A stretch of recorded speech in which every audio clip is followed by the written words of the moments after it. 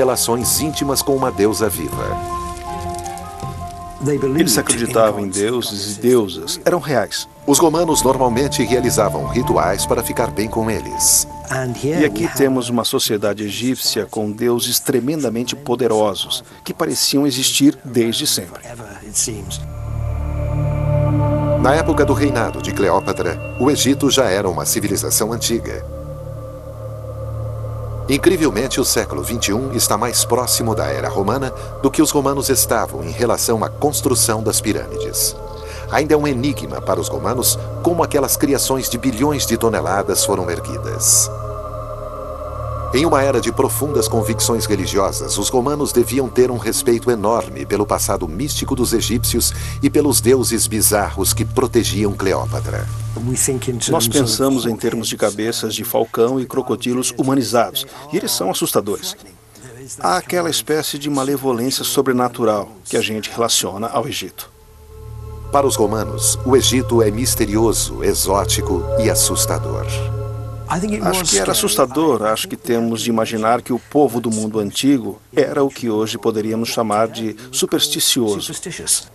Voltaremos a seguir com Arquivos Confidenciais. Continuamos assistindo Arquivos Confidenciais no Nat Geo. Plutarco nos conta como Cleópatra joga com as crenças espirituais de Marco Antônio pela forma que ela se apresentou para ele. Ela surge diante dele como uma espécie de deusa fatal, tanto do Egito como da Grécia. Ísis, que é a deusa da fertilidade e a maior deusa na mitologia egípcia, fundida com Afrodite, a deusa do amor.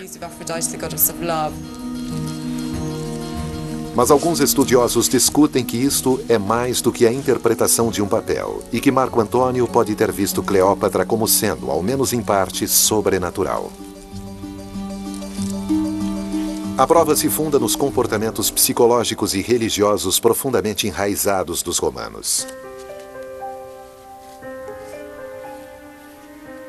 Investigações mais profundas no trabalho de Horácio, um importante poeta romano, vivo e ativo, enquanto os eventos se desenrolavam, revelam pistas de como os romanos pensavam 2000 anos atrás.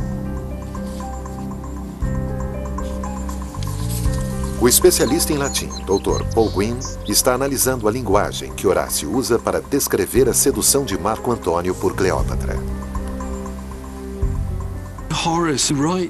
Horácio escreve de uma maneira sofisticada. Não há uma só palavra em suas poesias que não tenha sido pensada e que não tenha sido colocada com cuidado e atenção. Ele notou algumas dessas palavras cuidadosamente escolhidas na descrição de Cleópatra feita por Horácio. Nós a vemos como, bem no meio do poema, um fatale monstrum. Então, como se traduz fatale monstrum? É sempre difícil. Ambas as palavras, separadamente, têm conotações religiosas. Fatale significa mexer com a morte. Fatal num sentido em que significa cheio de fatalismo. Monstrum é algo que se deve respeitar e tomar cuidado com, e também, ao mesmo tempo, um monstro é algo fora do comum. Conforme Horácio descreve Cleópatra como monstrum, de onde deriva a palavra moderna monstro, ele supõe que eles a consideravam fora do comum, exótica e diferente. Suponhamos que Marco Antônio acreditava que estava dormindo com alguém divino. Ou seja, é muito difícil para nós pensarmos assim, considerando que somos racionais agora. É muito tentador em nosso mundo cínico e moderno achar que personagens importantes como César e Marco Antônio estavam acima disso, que eles eram cínicos inflexíveis, muito inteligentes e que estavam apenas fingindo. Eu não acho que isso seja verdade. Acho que isso se trata de uma má interpretação do significado do mundo antigo. Eles foram educados para reconhecer isso.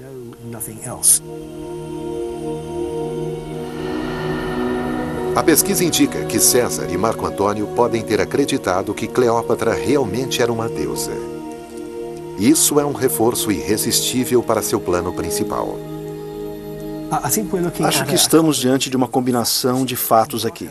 Temos seu senso de presença física, sua beleza que pode ter sido acentuada com maquiagem, roupas, penteados, e temos a capacidade que ela tinha de falar vários idiomas e receber convidados.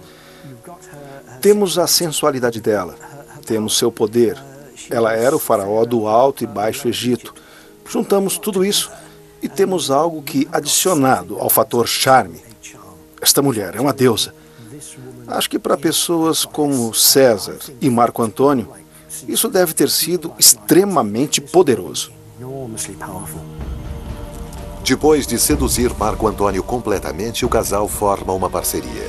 Marco Antônio ganha a riqueza do Egito. Cleópatra mantém sua vida, seu trono, e o Egito continua sendo uma nação independente. Pago por riquezas egípcias e alimentado por cereais egípcios por um tempo, os exércitos de Marco Antônio e Cleópatra resistiam aos de seu inimigo Otaviano. Mas a que preço? O conservador Otaviano teria usado o estilo de vida ostentatório de Cleópatra contra Marco Antônio. Ele teria, lá em Roma, tentado convencer os romanos que o soldado confiável Marco Antônio tinha sido atraído pela sedução maldosa do Oriente. No final, seus compatriotas se voltam contra ele. E mesmo com os recursos do Egito, Marco Antônio não consegue resistir ao poder militar genuíno de Roma. No dia 1º de agosto de 30 a.C., quando Cleópatra tinha 39 anos de idade, ela e Marco Antônio se rendem.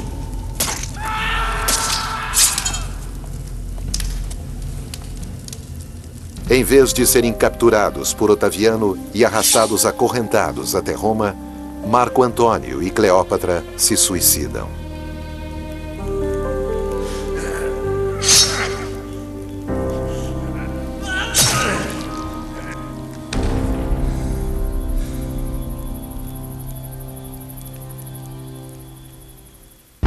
Otaviano assume o governo do Egito e impõe regras diretas de Roma.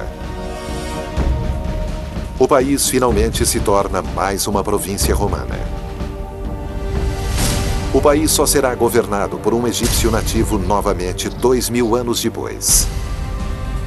A última rainha do Egito está morta, mas ela sobreviveu muito mais tempo do que se esperava. Ter tido Júlio César e Marco Antônio como seus amantes permitiu que Cleópatra mantivesse o poder e estendesse seu poder por mais anos que qualquer outra mulher egípcia talvez tenha conseguido. Apesar de tudo, mesmo na morte, o controle de Cleópatra sobre a imaginação dos romanos está mais forte do que nunca. É comum, no mundo clássico, a destruição das imagens dos inimigos conquistados. O biógrafo grego Plutarco escreve que, embora Otaviano ordene a destruição das estátuas de Marco Antônio, as de Cleópatra são mantidas.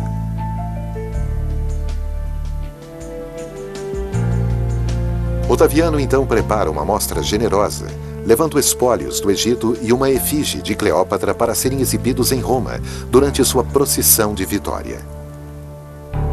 Plutarco escreve que Otaviano recebeu propina para manter as estátuas de Cleópatra intactas. Pode ser que ele também, sabendo que ela era reverenciada como uma deusa por seu povo, pode ter sido encantado pela lenda da vida de Cleópatra, assim como o mundo está ainda hoje.